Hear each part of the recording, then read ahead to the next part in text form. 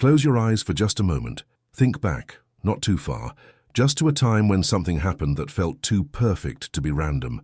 Maybe you were sitting alone, carrying a weight so heavy you thought your chest might cave in under it. You weren't praying out loud, you weren't asking for anything, you were just breaking. And then something happened. A bird landed 3 feet from you and just looked at you, tilted its head, held your gaze for longer than birds ever do. Or a breeze came through on a still day, touched your face, and for one single second the pain in your chest loosened its grip. Or a thought, not yours, not something you could have manufactured in that moment, rose up from somewhere below your mind and told you clearly and quietly, you are not alone. You probably told yourself it was a coincidence. Maybe you laughed it off. Maybe you even felt a little foolish for feeling what you felt in that moment, that brief, trembling sense that something ancient and loving had just turned its attention toward you. I want to sit with you today and tell you something that my grandfather told me when I was still young enough to believe the whole world was made of stone and logic. He said, "The Creator does not shout. He never has. He does not send lightning bolts to get your attention or write messages in the sky. He speaks in the language that was here before language existed. He speaks through his creation. And if you have been trained to ignore that language, then you will walk through your entire life feeling abandoned, not because you were, but because no one ever taught you how to listen." I have carried those words for decades, and today, because so many of you have written to me about butterflies appearing at funerals, about crows following you during dark seasons, about a sudden stillness in the air that stopped you from making a terrible decision, I want to give those words to you. There are 3 signs. They are not dramatic, they will not shake the ground beneath your feet, but if you learn to recognize them, you will never feel truly alone again.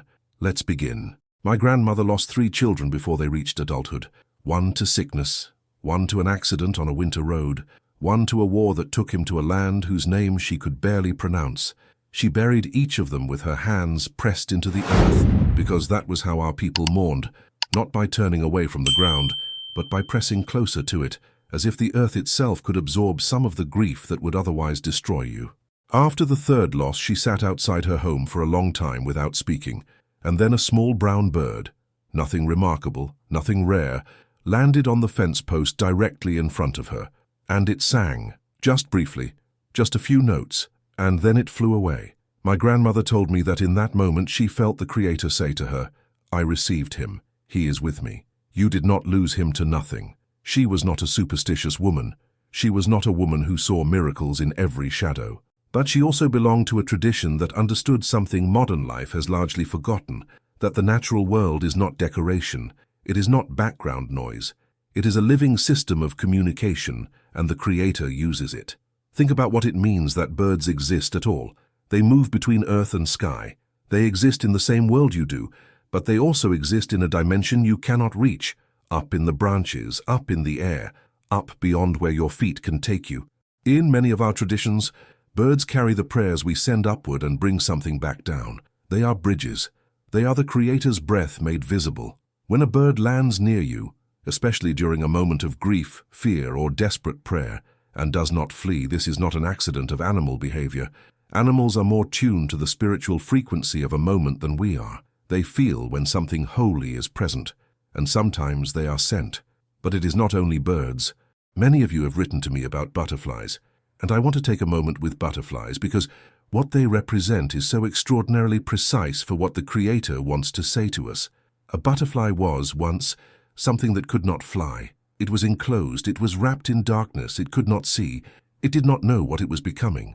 And then, after all of that darkness and compression and unknowing, it emerged as something that could rise. If a butterfly lands on you during a season of grief or confusion, the Creator is not sending you a pretty insect. He is showing you a theology.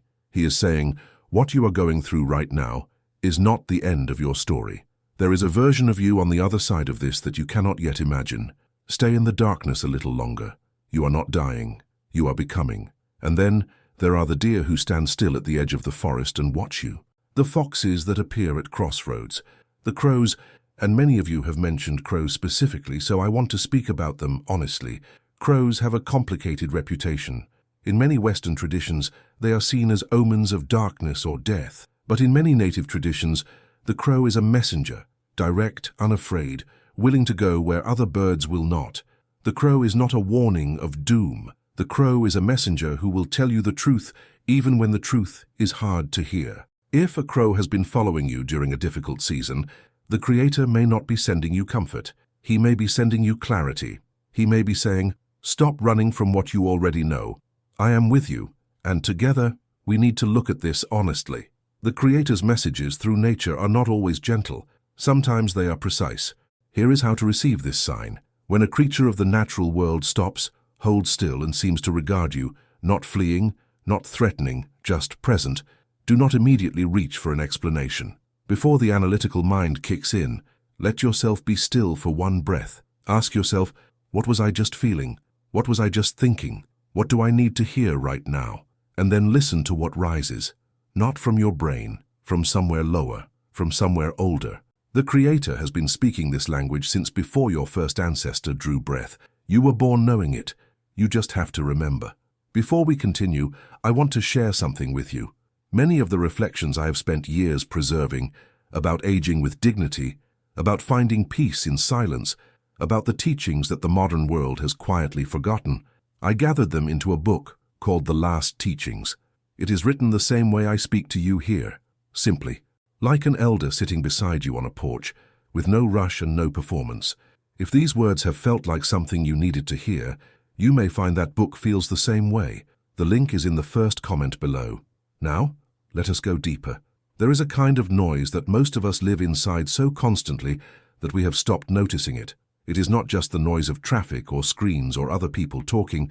It is the noise inside, the relentless churning machinery of the worried mind, the replaying of conversations, the rehearsing of catastrophes, the endless negotiation with regret about the past and dread about the future. Most of us live our entire lives inside that noise. We have come to believe that the noise is who we are, but there are moments, and if you have experienced this, you will recognize it immediately, when the noise simply stops. Not because you did anything, not because you meditated or prayed or deliberately quieted yourself. It just stops, like a hand pressing down on the surface of disturbed water, and in the silence that follows, a thought rises. But it is not like your regular thoughts. Your regular thoughts feel like they come from behind your eyes, from the front of your skull, urgent and pressured and tangled up in language. This thought feels like it comes from your chest, from somewhere beneath the ribs maybe, or from behind the sternum. And it arrives not as a series of words exactly, but as a knowing, a clear, clean, unargued certainty. And what it tells you is almost always one of three things. It tells you peace, that everything, despite appearances, will resolve itself and be okay. Or it tells you direction, a specific and quiet nudging towards something, a person you should call, a door you should walk through, a decision that has been agonizing you that suddenly seems obvious. Or it tells you presence, simply that you are not alone, that something that loves you is aware of you in this exact moment. My grandfather called this the echo of the Great Spirit. He told me that the Great Spirit does not speak in long speeches. He does not give sermons. He speaks in the shortest possible language, the most compressed, most essential thing you need to hear, because his voice is not made of sound, it is made of knowing.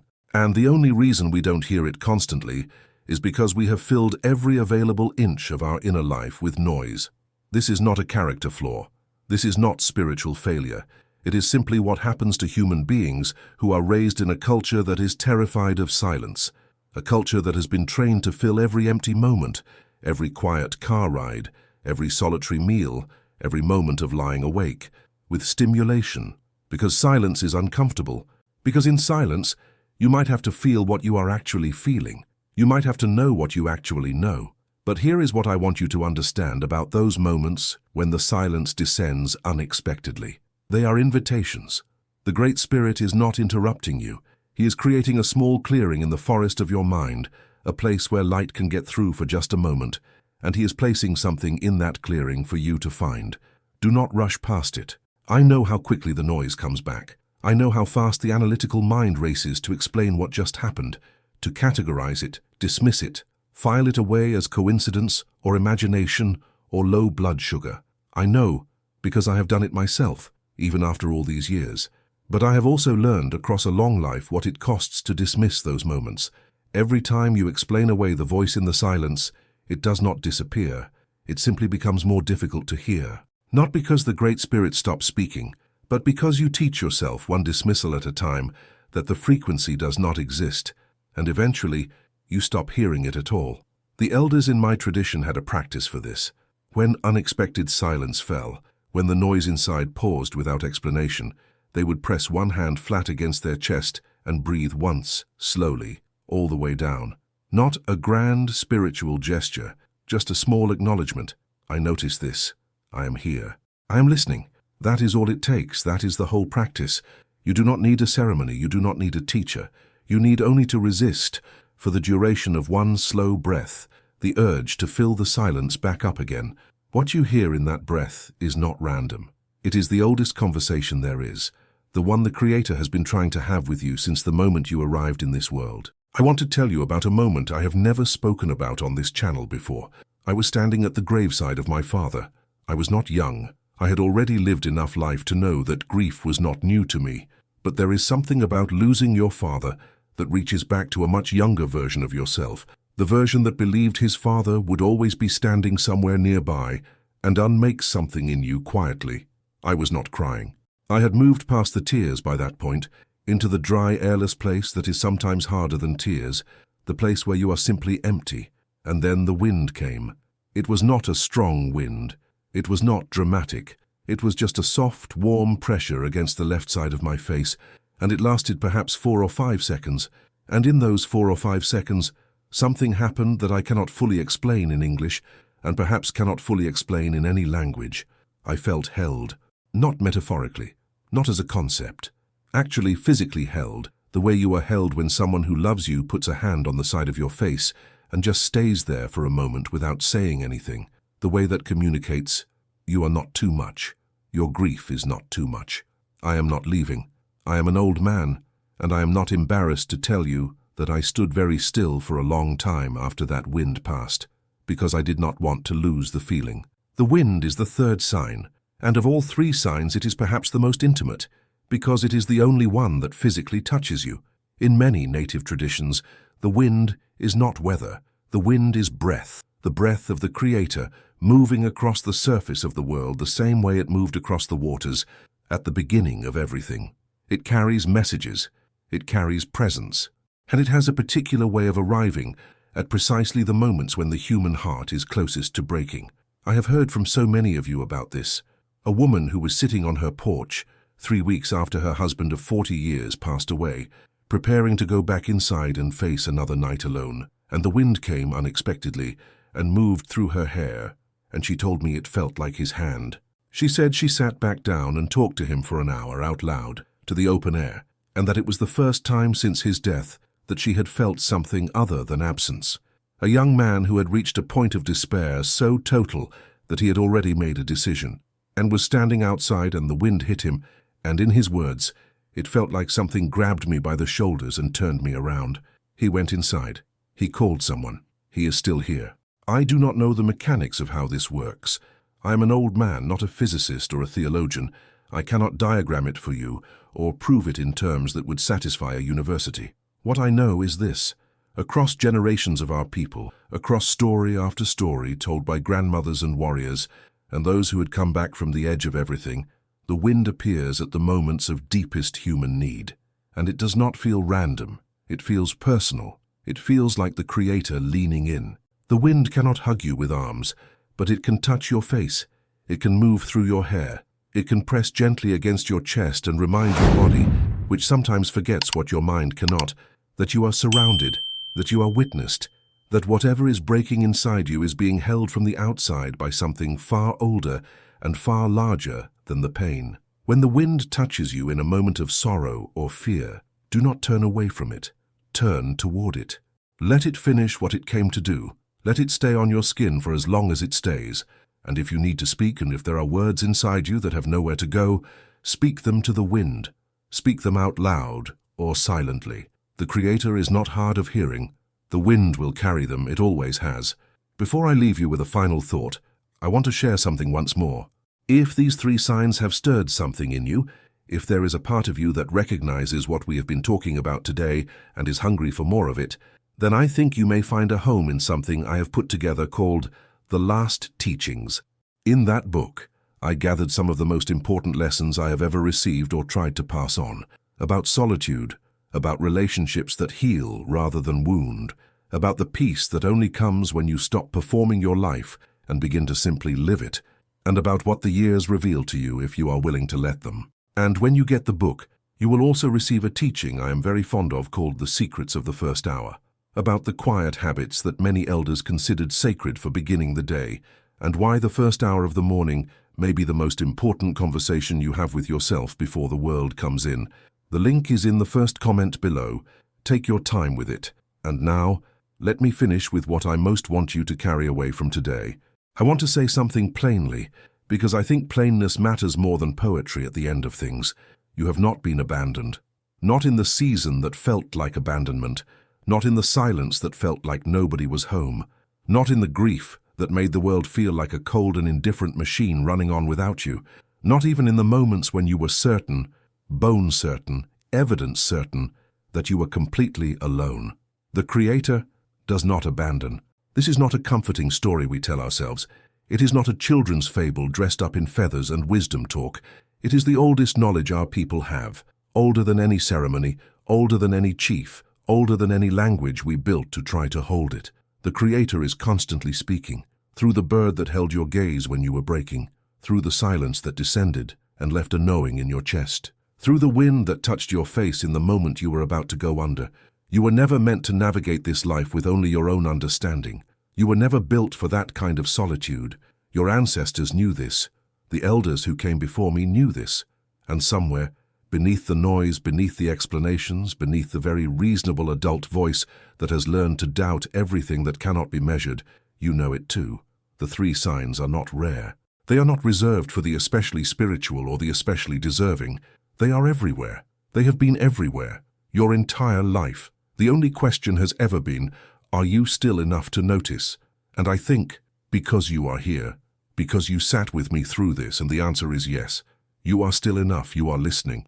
And the Creator, who has been speaking to you your whole life in the language of birds and silence and wind, is glad. Now I want to hear from you. Which of these three signs have you received in your own life? Was it a creature that appeared at exactly the right moment? A silence that left something behind when it lifted? A wind that touched you when you were closest to the edge? Tell me your story in the comments below. Write it out, the whole thing as much as you remember. I read every single one, and I promise you, in the telling of it, something shifts. Something that felt private and unexplainable becomes witnessed. And witnessed things heal differently than things carried alone. I will see you in the next one.